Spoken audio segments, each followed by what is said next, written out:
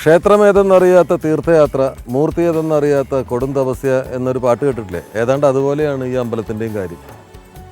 ഇത് ഒരുപാട് തമിഴ്, ഹിന്ദി, തെലുങ്ക് സിനിമകളിൽ നിങ്ങൾ കണ്ടിട്ടുള്ള ക്ഷേത്രം. പ്രത്യേകിച്ചൊരു മൂർത്തിയില്ല. സംവിധായകനും നിർമ്മാതാവും ആഗ്രഹിക്കുന്നത് പോലെ ഇത് കൃഷ്ണക്ഷേത്രമാകും, ശിവക്ഷേത്രമാകും, ദേവീക്ഷേത്രമാകും, തിരുപ്പതി ക്ഷേത്രമാകും, എന്ത് വേണമെങ്കിലും ആവാം. ഏത് ദേവനെ വേണമെങ്കിലും പ്രതിഷ്ഠിക്കാം. പ്രതിഷ്ഠയ്ക്കനുസരിച്ച് ഈ അമ്പലത്തിൻ്റെ രൂപവും ഭാവവും സ്വഭാവവും ഒക്കെ മാറും. ഇത് രാമോജി ഫിലിം സിറ്റിയിലെ പ്രസിദ്ധമായിട്ടുള്ള ക്ഷേത്രത്തിൻ്റെ സെറ്റാണ്. ഇതിൽ നമ്മൾ ഒരുപാട് ഭക്തി സിനിമകൾ കണ്ടിട്ടുണ്ട്, ഒരുപാട് ഗാനങ്ങൾക്കിത് പശ്ചാത്തലമായിട്ടുണ്ട്, ഒരുപാട് ഹൃദയഹാരിയായ അല്ലെങ്കിൽ എന്താ പറയേണ്ട സംഘർഷഭരിതമായ രംഗങ്ങൾക്ക് സാക്ഷിയായിട്ടുള്ള ഒരു സെറ്റാണ്.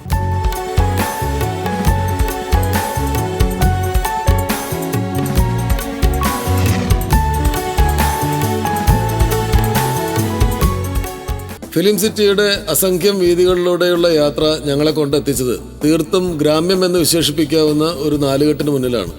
അകായിപ്പടിയും പുറത്തളവും ചിത്രത്തൂണുകളുമുള്ള ഒരു ഒന്നാന്തരം പൈതൃക ഗൃഹത്തിന്റെ മുറ്റത്ത്.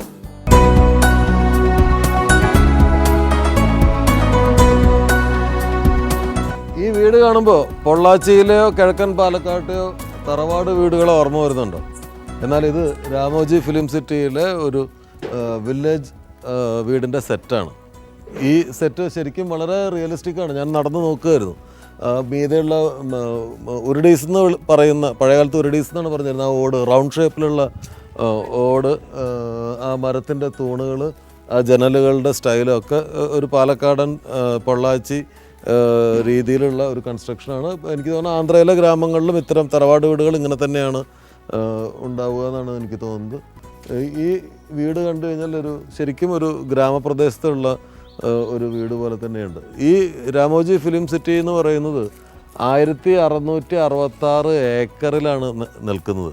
ഞാൻ ആദ്യം ഇവിടെ വന്ന് പല സെറ്റുകളും കണ്ടപ്പോൾ കൊതിച്ചു പോയി. ഒരു സംവിധായകൻ എന്നുള്ള നിലയിൽ കേരളത്തിൽ ഇങ്ങനെ ഒരു സ്ഥലം ഉണ്ടായിരുന്നെങ്കിൽ എന്ന് ഞാൻ ആഗ്രഹിച്ചു പോയി. ഒരുപാട് കാര്യങ്ങൾക്ക് നമുക്ക് വളരെ പ്രൈവസി ഉണ്ടാവും.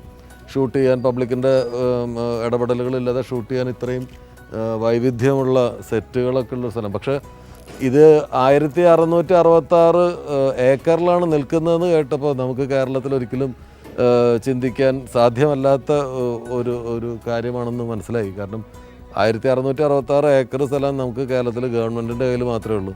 ഗവൺമെൻറ് വിചാരിച്ചാൽ മാത്രമേ എന്തെങ്കിലും ചെയ്യാൻ പറ്റുള്ളൂ. ഇത് തൽക്കാലം നമുക്ക് കണ്ട് ആശിക്കാനും കൊതിക്കാനും മാത്രമേ പറ്റൂ.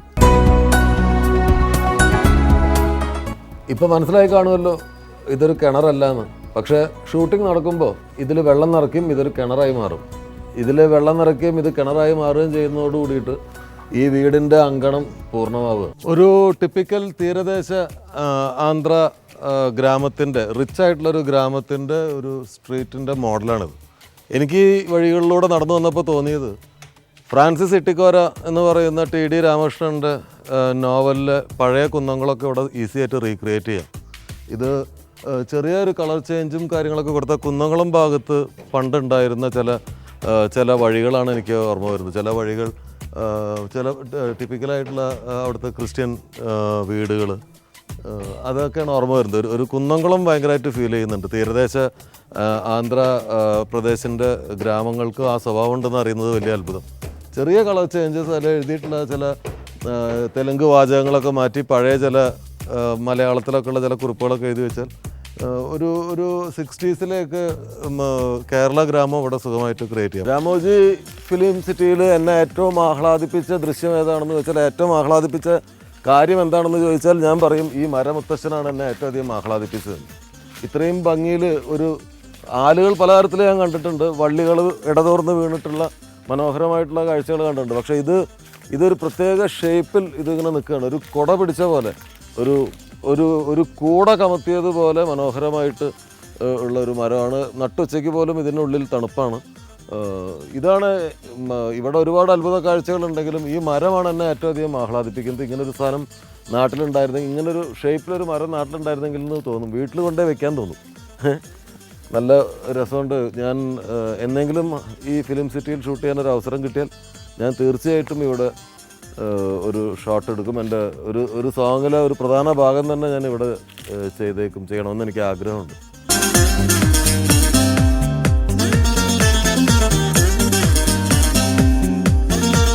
കാര്യം പറയാൻ വിട്ടുപോയി, ഈ മരമുത്തശ്ശൻ സെറ്റല്ല കേട്ടോ, ഇത് ഒറിജിനലാണ്, ദൈവത്തിൻ്റെ സ്വന്തം സൃഷ്ടി.